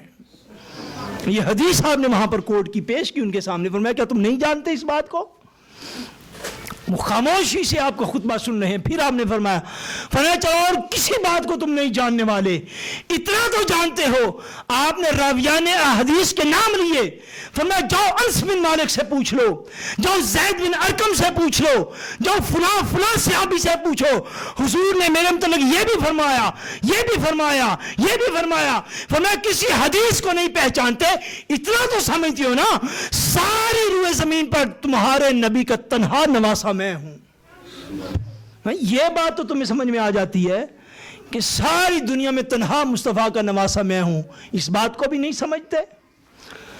دنیا کا مال ایسے پردے ڈالتا ہے، جبر کے آگے سر جھکانا ایسے پردے ڈالتا ہے، ان میں سے کسی ایک کو بھی توفیق نصیب نہ ہوئی۔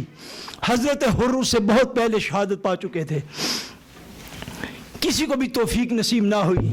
حضرت امام حسین رضی اللہ تعالیٰ عنہ جب بیٹھے اور 3 دنوں سے بھوکے اور پیاسے حسین اور اپنے اعزاء اقربا عقیدت مندوں کی لاشیں اٹھانے والے حسین نے جب جہاد شروع کیا تو امام حسین کے نزدیک تاریخ کی کتابوں میں یہ بات لکھی ہے، حسین کے نزدیک آ کے یزیدی حملہ کرنے کی جرت نہیں تھے رکھتے، دور دور سے تیر مارتے تھے، تلواریں لے کر پاس نہیں تھے آتے۔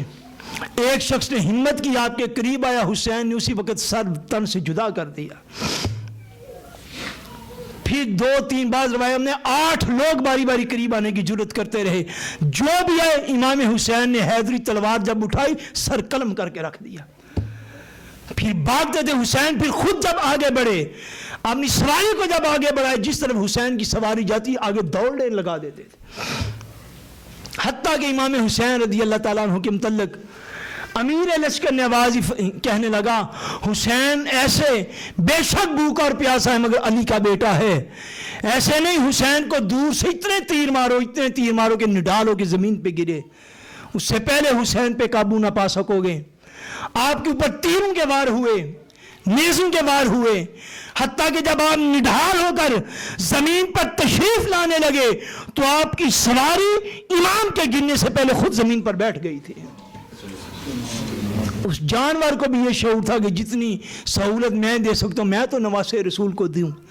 حضرت امام حسین رضی اللہ تعالیٰ عنہ جب زمین کربلا پہ گرے ہیں، یزیدی ہمت کر کے آگے آئے، امام حسین رضی اللہ تعالیٰ عنہ کو جب دیکھا، حسین کی ابھی روح اپنے مولا کی طرف ملاقات کے لیے نہیں گئی، ابھی جسد اقدس میں ظاہری جان باقی ہے۔ حسین نے جب مڑ کے دیکھا، جمعۃ المبارک کا دن تھا، حسین فرماتے یزیدیو کیا بات ہے؟ حسین کہتے مجھے اتنا تو بتا دو ظہر کی نماز کا وقت ہو گیا یا نہیں ہوا ابھی؟ آئے سبحان اللہ۔ یہ شہادت گہ الفت میں قدم رکھنا ہے، لوگ آسان سمجھتے ہیں مسلمان ہونا۔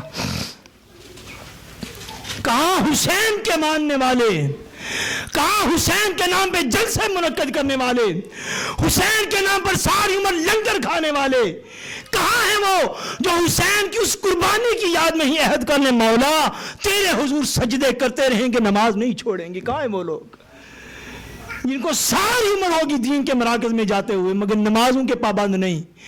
حسین کی سیرت اور کردار کو دیکھ لو۔ حسین کا کردار یہ ہے کہ اپنے سارا خاندان ذبح کروا کے خود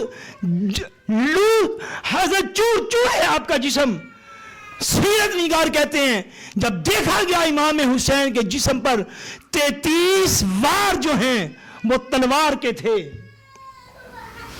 40 وار آپ کے جسم پر نیزوں کے تھے، اور 121 وار آپ کے جسم کے اوپر تیروں کے تھے۔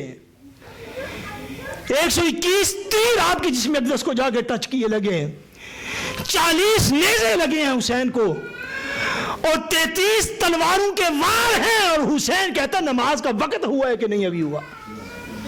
یہ حسینیت ہے، یہ حسینیت ہے، یہ حسینیت ہے۔ وہ کہتے ہیں ہو گیا ہے۔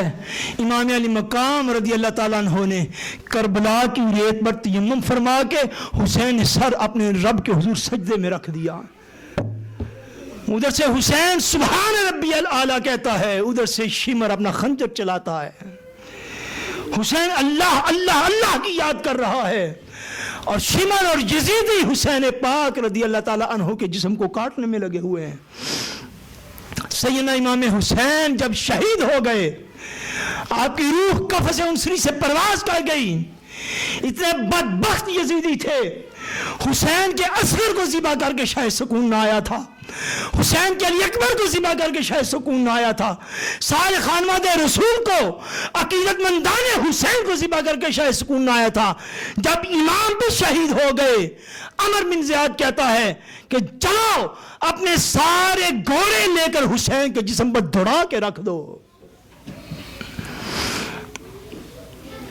آج اس یزید کی حمایت کرنا آسان ہے کلمے پڑھ کے، اس کے کردار کو تو دیکھو۔ یزیدی لشکر نے پھر آپ کے جسم اقدس کی بے حرمتی کی، پھر گھوڑے اوپر دوڑائے، پھر آقا حسین کے سر انور کو آپ کے تن سے جدا کر کے نیزے پہ چڑھا دیا۔ اور اہل بیت رسول صلی اللہ علیہ وسلم کا قافلہ لٹا ہوا کربلا سے کوفے اور کوفے سے پھرا پھرا کر قیدیوں کے طرف پھر دمشق میں یزید کے دربار میں لے کر گئے. راستے میں امام حسین کا سر نیزے کے اوپر ہے. حسین جب نیزے کے اوپر سر اقدس جا رہا ہے, سیدنا امام حسین رضی اللہ تعالیٰ عنہ کی روایت عرض کر کے بات کو ختم کر دو, کوفہ کی طرف جا رہے ہیں. رات کا وقت ہے. خیمہ حسین سے خیمہ اہل بیت رسول سے سارے قیدیوں کی شکل میں اونٹوں گھوڑوں پر بٹھائے گئے.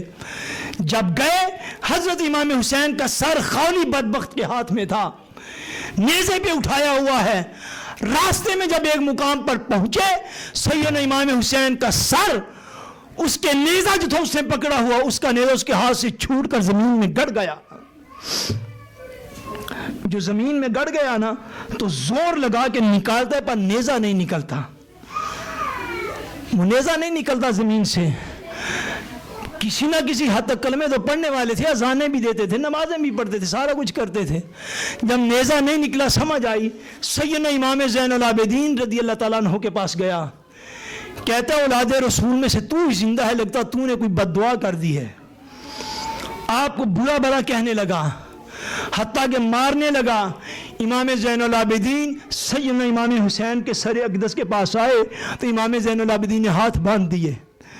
عرض کیا بھائی آپ کے جیسا حوصلہ زین العابدین میں نہیں ہے, آپ کا سر کیوں نہیں اوپر اٹھ رہا؟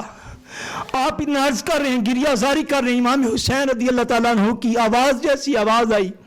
فرمایا حسین آگے نہیں چلے گا, میری ننھی بیٹی سکینہ اونٹ سے گر گئی ہے اور وہ اس قافلے سے پیچھے رہ جائے گی. میری بیٹی کو دیکھو, وہ اس قافلے میں شامل نہیں. سکینہ کو جا کے اٹھا کے لاؤ تو حسین کا سر بھی نیزے میں اوپر آ جائے گا.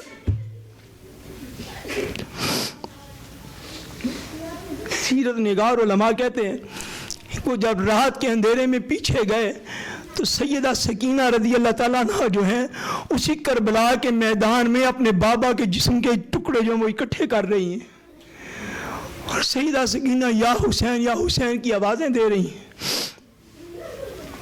6 سال کی آپ کی عمر طیب بیان کی جاتی ہے حضرت سکینہ کی. جب ڈھونڈ کے لائے پھر نیزے کو جو اٹھایا تو امام حسین کی سر والا نیزہ اٹھ گیا. مگر شاید ہدایت معجزات یا کرامات سے ملتی تو ساری دنیا کو مل جاتی. انہوں نے تو مصطفیٰ کے ڈوبے ہوئے سورج پلٹانے پہ لوگوں نے ہدایت قبول نہ کی.